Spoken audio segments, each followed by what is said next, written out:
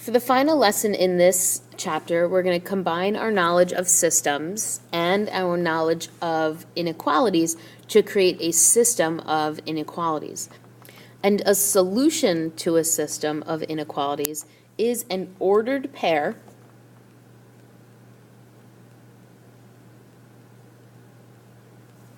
that is a solution of each inequality. So what we're going to do down here in example 1 is we're just going to tell whether each ordered pair is a solution to the system. So we talked about solutions, and solutions make inequalities or equations true. So we're going to take these inequalities and check whether this point is in this system. So first, let's do the first equation. Remember, 3 is the x value, 5 is the y value. So 5 is less than 2 times 3. 5 is less than 6, so that works. Let's check it in the other one. 5 is greater than or equal to 3 plus 1. 5 is greater than or equal to 4. And so since it works in both inequalities, it is a solution. In letter B, we're going to do the same thing. So let's plug into the first one. 0 is less than 2 times negative 2. When you do that math, you get 0 is less than negative 4, which is not true. Now, in order to be a solution to the system, it has to be true for both inequalities. So since negative 2, 0 doesn't work in the first inequality, I'm not going to take the time to check it in the second inequality because it's not going to be a solution. So this one is not a solution. All right, example 2 right here just starts off with a chart, and this is from the previous lesson that we did. So it's just a reminder, when we have a greater than symbol or a less than symbol, it's a dashed line. And when we have a greater than or equal to symbol or a less than or equal to symbol, it's a solid line. All right, let's use these in some examples. Let's graph this first system, and they're both in slope-intercept form, so I don't need to do any manipulation. I just have to get my graph ready. So I'll do the first one. So I'm going to do this one in pink and this one in blue. So you pick your two colors and do them as well. The line y is less than or equal to 3 is a horizontal line, solid, going through 3, and I'm going to shade below it. Now, if you need to do a test point, then do a test point. But I'm going to shade below because that's going to be the side that will end up being shaded. For the other one, I'm going to put a dot at 2, and the slope is up 1, right 1. So I'll graph a bunch of points, and it's going to be a dashed line.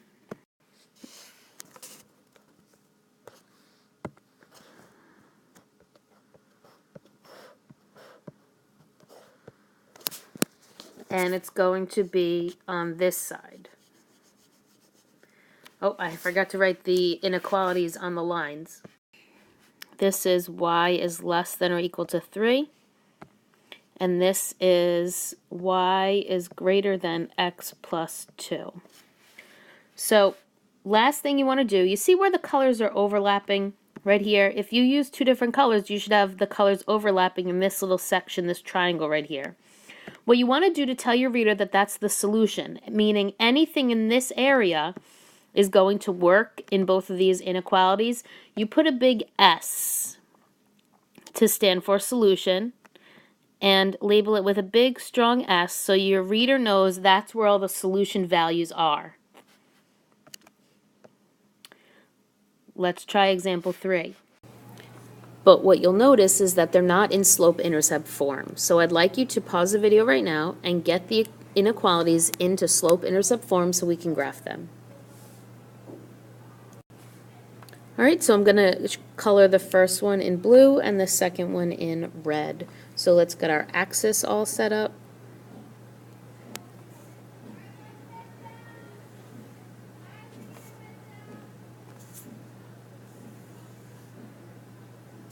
right? And when you're ready, let's graph. So this one is going, the blue one is going to start at -1, and it's going to go down 1, I'm sorry, down 2, right 1. I can also go up 2, left 1.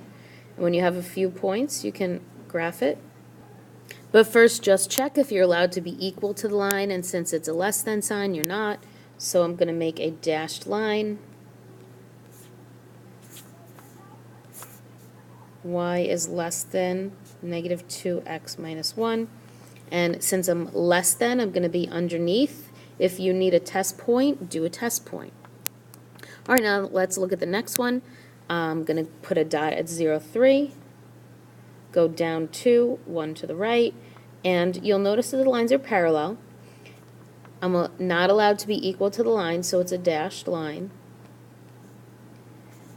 And since the symbol is greater than, I'm going to shade above the line. If you need a test point, pick a test point.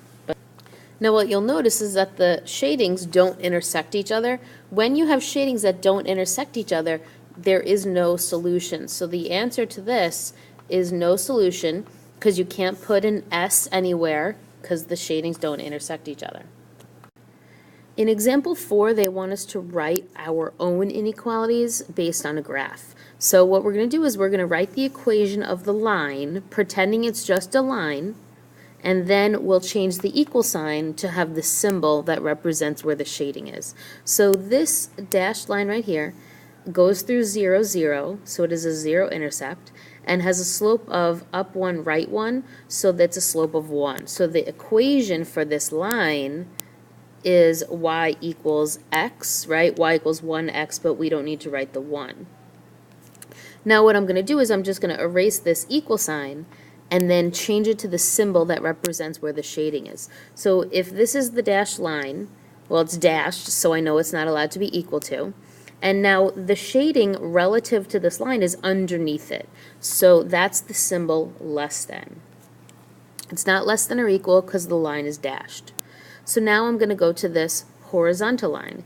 This horizontal line represents the line y equals -2.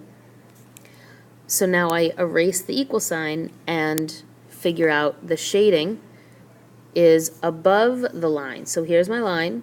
The shading is above the line, so it's greater than. And since the line is solid, then it's allowed to be equal to. So these are the two inequalities that represent the picture. All right, in example 5, we have to determine first the inequalities, and then we're going to graph them, and then we're going to answer some questions. So I'm going to pause the video, and I want you to read the story, and I want you to underline anything that you think is important, so that way we can use it to write our inequalities. So for this one, we actually need 3 colors because we have 3 inequalities to deal with. The first one has to do with being at the mall and the beach. The second one just has to do with the mall, and the third one just has to do with the beach. So I'll do this one in purple, this one will be in red, and this one will be in green. So let's go to the first one. I need to spend at most 8 hours at the mall and at the beach. Well, before I start writing any inequalities, I need to identify what my variables are, because they haven't told me which one is x or y. So over on the side, I'm just going to write that x represents the number of hours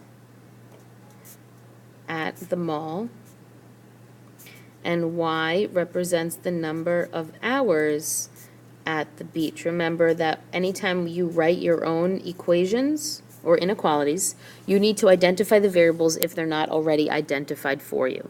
So now that I have that, then let's write some inequalities.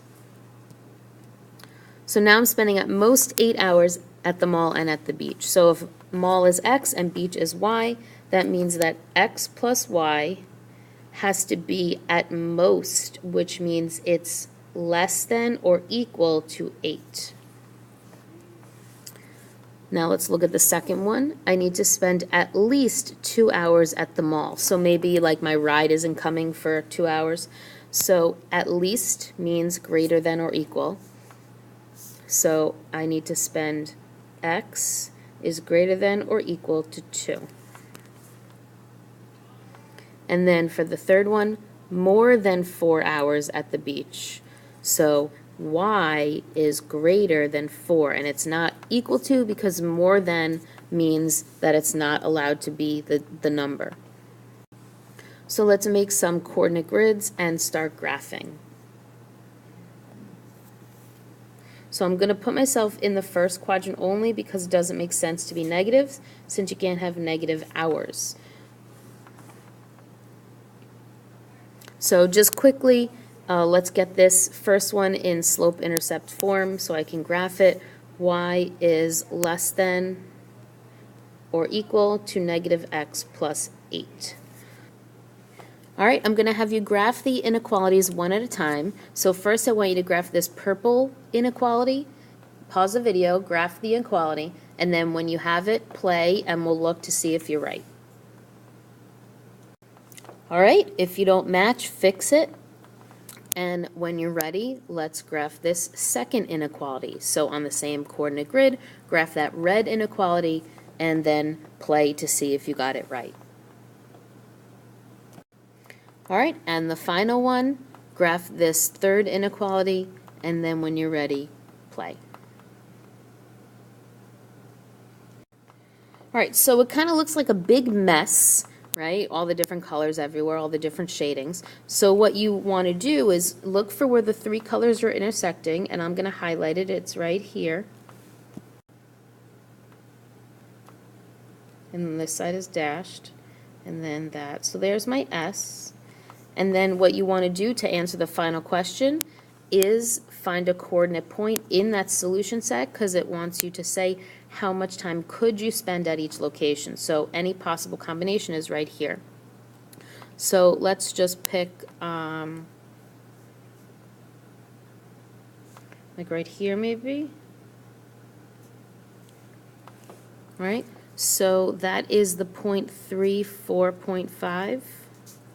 So that means 3 hours at the mall and 4.5 hours at the beach. If you have any questions, write them down and ask me when you come to class.